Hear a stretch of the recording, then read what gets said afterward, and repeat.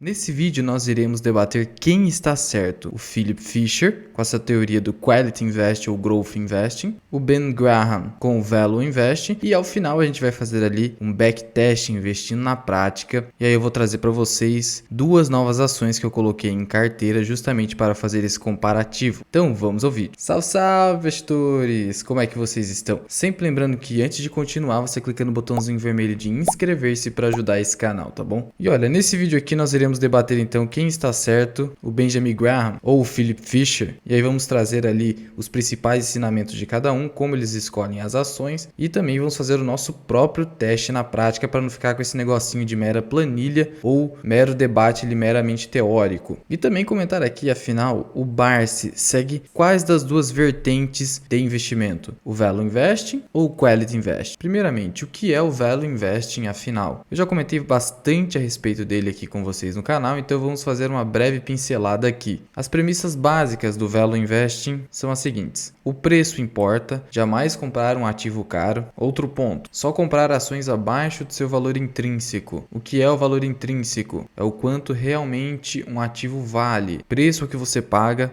valor é o que você leva. Então você sempre tem que pagar um preço inferior ao valor da ação. E quando que isso ocorre? Segundo o Graham, que é o pai do Value Investing, você não deve comprar ações que negociem acima de 1,5 vezes o valor patrimonial, ou seja, um PVP máximo de 1,5. Nem também ações que negociem acima de 15 vezes o lucro, ou seja, um PL de 15 no máximo. Dessa forma, o investidor vai estar comprando ali abaixo do valor intrínseco. Outra premissa: mercados eficientes não existem, ao menos no curto prazo. Se você pegar ali o livro Investidor Inteligente, você vai ver que o Graham, ele se refere ao mercado como o senhor mercado, que é um maluco ali que a todo dia dá um preço diferente para um mesmo ativo, de tal modo que é impossível que você ache que realmente o mercado é eficiente, ou seja, um mercado que precifica de maneira justa os ativos diariamente ou a todo instante. Isso não ocorre. Para ser sincero, os mercados eficientes só fazem mais sentido ali nos mercados agrícolas, onde ali não há grande distinção entre produtos. Uma soja é, em tese, igual em qualquer fazenda, de tal modo que o preço ali da soja de fato é a realidade. Ainda dentro do Value Investing, e já antecipo para vocês que o Décio Bazin, que influenciou o Barsi, de fato segue o Value Investing com algumas alterações, trazendo seu próprio método chamado Cash Yield, em que ele utiliza ali o preço teto visando dividendos. Então temos o seguinte, olha, dentro do Value Investing você deve buscar uma boa diversificação, já que a empresa pode ser até barata, mas ela pode ser ruim também. E aí ela pode continuar a cair, você achou que pegou no fundo do poço e não pegou, e ela pode vir até a falir. Então, por mais que um ativo seja ultra descontado, é preciso diversificar muito bem, porque afinal pode ser que o ativo esteja muito barato, porque ele realmente é um ativo muito ruim. E nesse sentido, apenas a título de exemplo, eu cito para vocês aqui o Peter Lynch, que simplesmente chegou a ter 1.400 ações no fundo dele, que ele geria antes de se aposentar, que é o Fidelity Magellan, porque ele também segue o Value Investing. E aí aqui trazendo o Décio Bazin, finalmente, você deve comprar ações com base no preço teto. No caso do Graham, é o preço justo, é o preço máximo que se paga por uma ação. E no caso do Bazin, você deve esperar no mínimo 6% de dividend yield nas ações, conforme o preço que você paga para adquiri-las. Para o Bazin, você não pode investir sem pensar em dividendos. O Graham não dava tanto valor aos dividendos. Na verdade, a maioria dos investidores norte-americanos não dão excessivo valor aos dividendos. Por que isso acontece? Até mesmo ali, o Warren Buffett não se importa muito com dividendos, porque a realidade é completamente diferente da do Brasil. Aqui no Brasil, os dividendos não são tributados ainda, e mesmo os juros sobre capital próprio são tributados, entre aspas, em apenas 5%. Só que lá nos Estados Unidos, a tributação sobre dividendos é de 30%, é ultra agressiva, de tal modo que não há nenhum estímulo no recebimento de dividendos. Para que eu, como acionista, vou querer dividendos se a partir do momento que o dinheiro sai da empresa, ele vai ser tributado em 30%, eu vou perder praticamente todo o meu ganho ali, então não vale a pena. Eu prefiro que o dinheiro fique dentro da empresa e ocorra a recompra de ações, que também é uma outra forma de remunerar, que é muito bem utilizada nos Estados Unidos. E todos esses ensinamentos que eu trouxe aqui brevemente para vocês,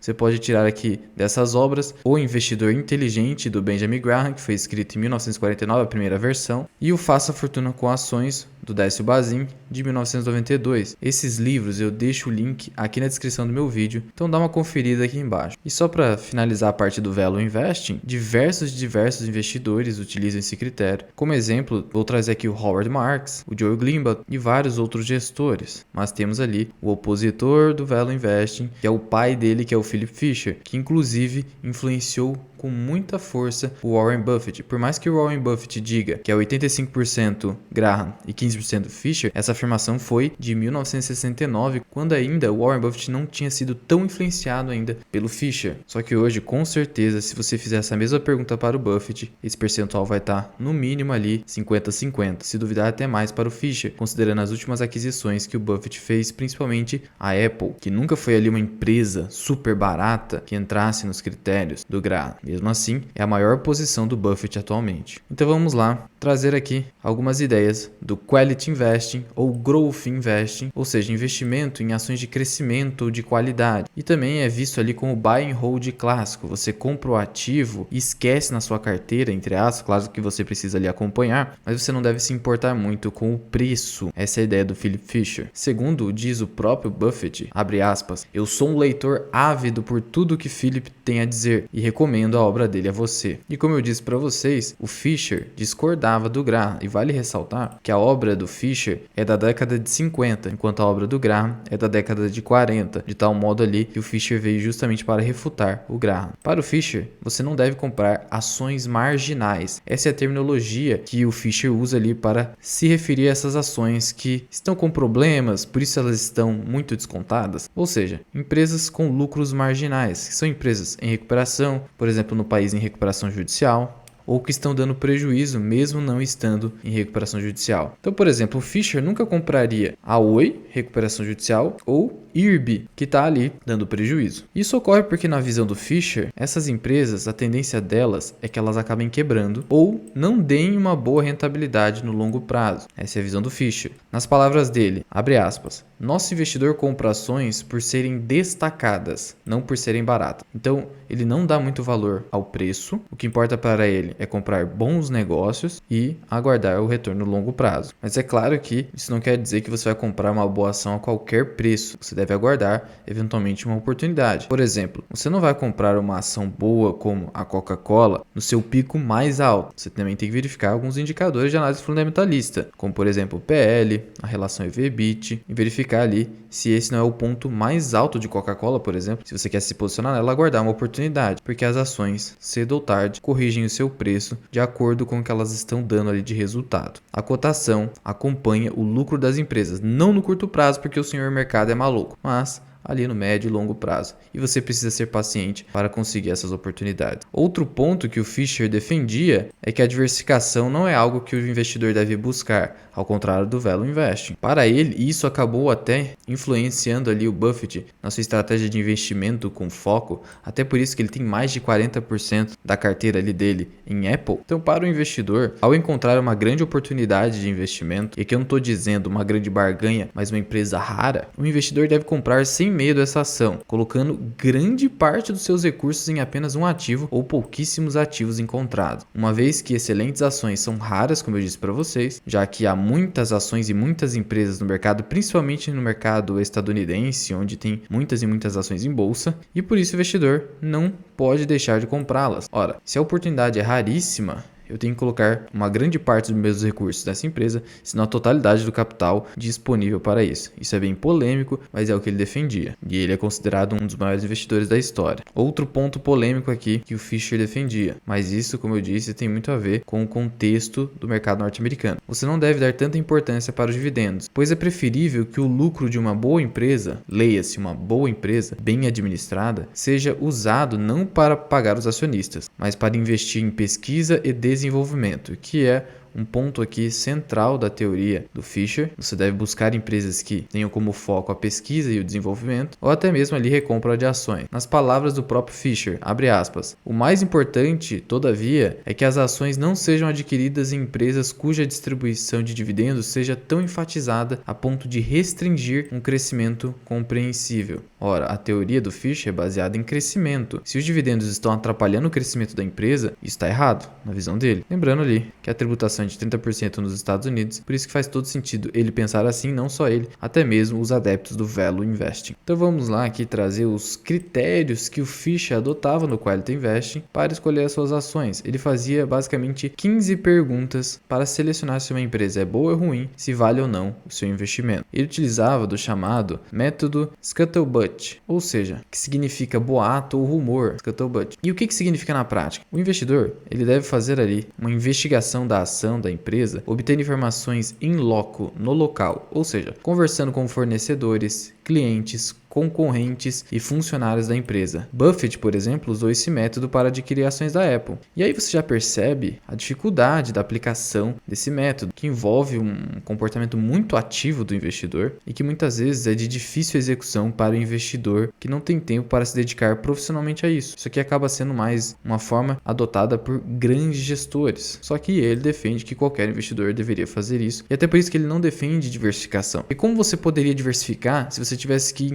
procurar diversas empresas? Você deve procurar a grande joia rara da bolsa, é isso que ele defende, investigar essa empresa ao máximo e aí então comprar esta empresa sem medo. E quais são essas 15 questões ou 15 critérios adotados pelo Fisher? O primeiro critério é o seguinte: você faz a seguinte pergunta: a empresa possui produtos ou serviços que sejam capazes de aumentar suas vendas ao longo dos anos? Essa é a investigação que você deve fazer. E aí então você tem que ter cuidado com empresas cujos produtos e serviços sejam sazonais, ou seja, só conseguem vender em determinado período e não têm o potencial de crescimento. 2. A administração da empresa está determinada a aumentar ainda mais o potencial de vendas dos produtos e serviços? E aqui é difícil para o pequeno investidor, porque ele precisa determinar se realmente a gestão da companhia tem um bom projeto para fazer com que o crescimento da empresa em vendas seja ainda superior. 3. Qual a eficácia do esforço da empresa em investir em pesquisa e desenvolvimento? Olha o destaque para pesquisa e desenvolvimento, que era algo que valorizava muito o Fisher. Você quer um exemplo no país de empresa que investe muito forte em pesquisa e desenvolvimento? A WEG. Quer outro exemplo? A MAHLE Metal Leve. Se você verificar ali a tecnologia que utiliza a MAHLE Metal Leve, você vai ver o que significa investir em pesquisa e desenvolvimento. São empresas que, se o Fisher estivesse no Brasil, certamente olharia. 4. A empresa possui um departamento de vendas acima da média? Uma dificuldade aqui, você precisaria investigar o departamento ali, o setor de vendas da companhia e ver a qualidade dele. Isso só mesmo visitando a empresa, que é algo que defende ali o Fisher. 5. A margem de lucro da empresa é considerável? Isso aqui é muito importante. Quer dizer o seguinte: olha, o Fisher evitaria negócios de varejo ou negócios com muita concorrência ali, fazendo com que a margem de lucro da empresa seja baixa. Mas lembrando que, como o próprio Fisher já disse, mesmo que a empresa que você encontrou não satisfaça todos esses critérios, porque por mais que na visão dele o ideal é que esses critérios sejam cumulativos, se acumulem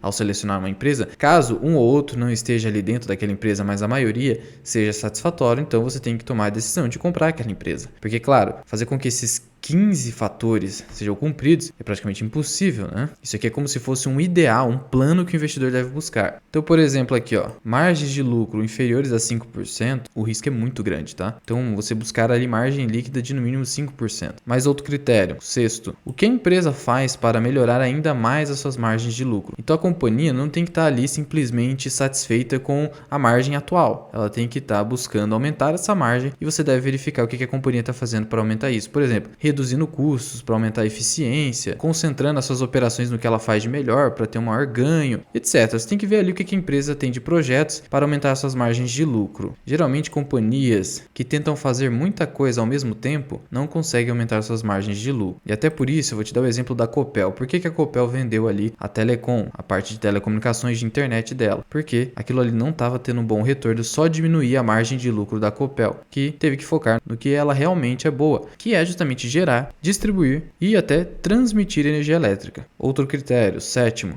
a empresa possui boas relações trabalhistas com seu quadro de pessoal? Isso aqui também o Fisher valorizava. Por quê? Uma empresa que tem um passivo trabalhista muito grande ou que não valoriza os seus funcionários é uma companhia que, na visão dele, cedo ou tarde vai declinar. Porque a empresa é feita de pessoas. Se as pessoas que estão ali dentro trabalhando e as pessoas são o maior ativo de uma empresa, não gostam daquela empresa ou ela toda hora precisa entrar com uma ação trabalhista ou buscar os seus direitos para que sejam cumpridos, essa empresa aí não é sustentável para o longo prazo. E é muito difícil que uma empresa que tem ter um grande passivo trabalhista cresça, que todo mundo sabe que a justiça do trabalho é a justiça mais pesada em cima da empresa. Então uma empresa ali que não tenha boas relações trabalhistas com seus empregados, ela não vai ter nem sustentabilidade financeira, nem crescimento que eu tô falando aqui para vocês. Eu tô falando dela vir a falir por causa de passivo trabalhista. Próximo, a relação da empresa com seus executivos é boa? Tá bem relacionada com esse outro critério aqui, mas os executivos precisam se sentir parte da empresa para crescer junto dela. Próximo, a gestão da empresa é compartilhada? Como assim, Luan? Isso aqui significa buscar empresas que não possuem excesso de concentração das decisões apenas no alto escalão da empresa, ou seja, uma empresa em que seus diretores e conselheiros também ouçam os gerentes, os chefes ali, subalternos. Por quê? Porque eles podem ter opiniões que possam realmente fazer com que a empresa cresça ainda mais. E uma empresa que não ouve ali o seu baixo escalão, provavelmente é uma empresa que não vai conseguir se sustentar no longo prazo ou ostentar grande crescimento. Próximo, qual o nível de controle de custos dessa empresa? Isso aqui é muito importante. Por mais que a empresa seja de crescimento, se ela ficar ali queimando excessivamente seu caixa ou não conseguindo controlar os seus custos, essa empresa vai acabar se endividando excessivamente, promovendo uma alavancagem financeira insustentável e pode vir a quebrar. Próximo, qual o nível de vantagem competitiva da empresa no setor de atividade? Essa empresa tem que demonstrar para os investidores e para o público em geral que ela tem alguma vantagem em relação aos seus competidores que a faça ser perene e consiga continuar crescendo cada vez mais. Então, por exemplo, qual seria a grande vantagem competitiva que eu vejo aí, por exemplo, aqui de WEG? Ela consegue ter uma margem líquida maior do que os seus pares do setor e consegue ter um portfólio diversificado de produtos e também de serviços e conseguindo manter isso com eficiência, o que é muito raro. Outro ponto aqui que denota como ele adota a estratégia de crescimento. Você deve então se perguntar, a empresa foca em produtos de curto ou longo prazo? Ora, como assim, Luan? Como eu exemplifiquei aqui para vocês, a empresa precisa agradar os consumidores e fornecedores dela, para que ela cresça e os seus lucros sejam bem maiores no longo prazo. Então, o que acontece? Muitas vezes a companhia, para crescer, precisa, digamos assim, abrir as pernas para os fornecedores e consumidores, a fim de que no futuro, com uma base de clientes e fornecedores muito robusta,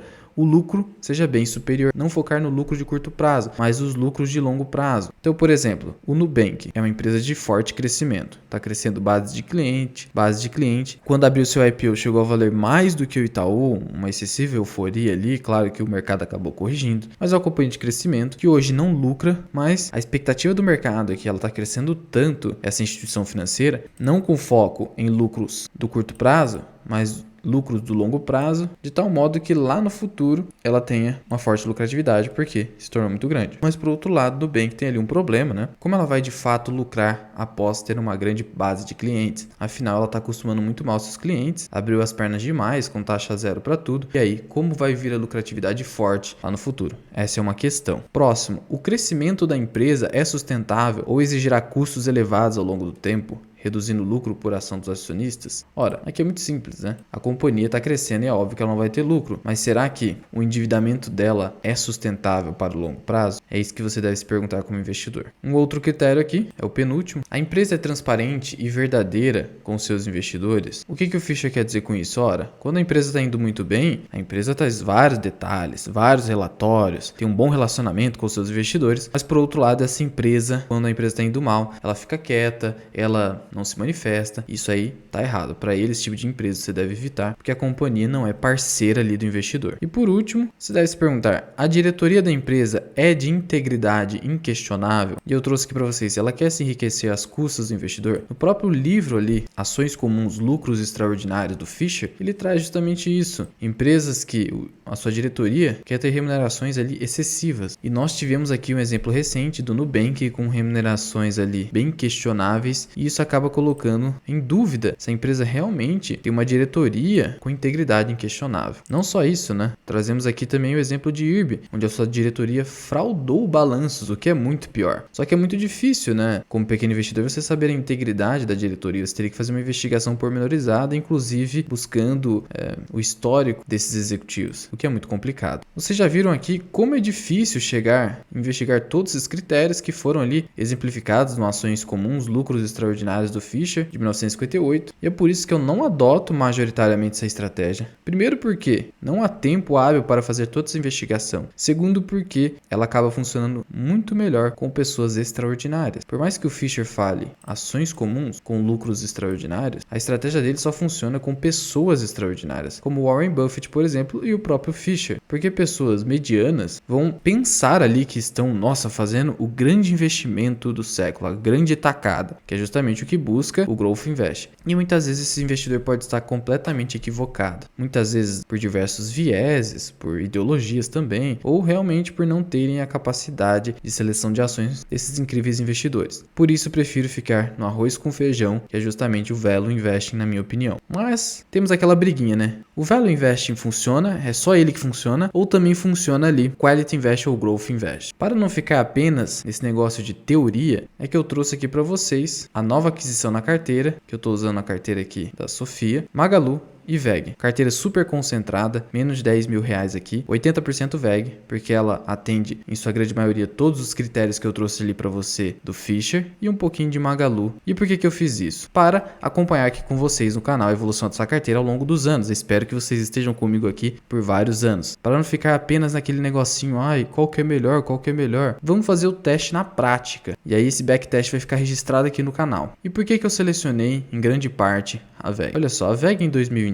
atingiu um faturamento líquido de 23,5 bilhões de reais, 56% proveniente das vendas realizadas fora do país. Ou seja, a empresa consegue ser eficiente dentro e fora do país, diversificar muito seu portfólio, investir também em pesquisa e desenvolvimento. Ela tem um portfólio ultra diversificado, filiais em diversos países, 1.500 linhas de produtos, olha isso aqui, mesmo assim consegue manter eficiência. Tem ali muitos trabalhadores e se você conversar com qualquer pessoa que trabalha na VEG, você só vai receber elogios. É uma companhia que valoriza os seus colaboradores, tem uma grande capacidade produtiva. Ela, a cada 5 anos em média, renova a sua linha de produtos, fazendo com que ela fique cada vez mais protegida e não fique ali sujeita à sazonalidade do mercado, de tal modo que ela acaba sendo uma empresa anticíclica. Por mais que isso pareça impossível, ela consegue ser. Ela desenvolve milhões e milhões de motores elétricos por ano, investe em automação, pesquisa e desenvolvimento, como eu já disse para vocês. Ela está tanto na geração, transmissão e distribuição de energia elétrica, motores elétricos, equipamentos industriais, tintas e vernizes, uma infinidade de produtos. A companhia é simplesmente incrível.